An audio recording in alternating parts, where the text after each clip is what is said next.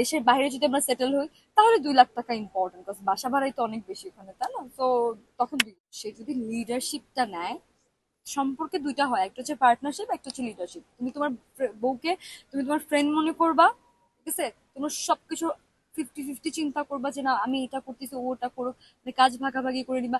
এই এই যে একটা বন্ডিং, এটাকে বলে পার্টনারশিপ। তো আপনি হয়তো পার্টনারশিপ মেনটেন করবেন, আর না হলে লিডারশিপ। এটার মধ্যে বা এটার উপরে বা এটার নিচে কিছু নাই ভাইয়া। লিডারশিপে যদি আপনি দেখেন যে আপনার বউটা একটু চাইল্ডিশ, সে ঘরের দায়িত্বগুলো নেওয়া বা অনেক ডিসিশন আছে যারা সে নিতে পারে না, তখন হবে কি আপনি অ্যাজ এ গার্জিয়ান ওকে হচ্ছে প্রোটেক্ট করবেন, ওকে শিখাবেন। এই দুইটা সম্পর্কের মধ্যে দুইটাই হয়, একটা হচ্ছে লিডারশিপ, একটা পার্টনারশিপ।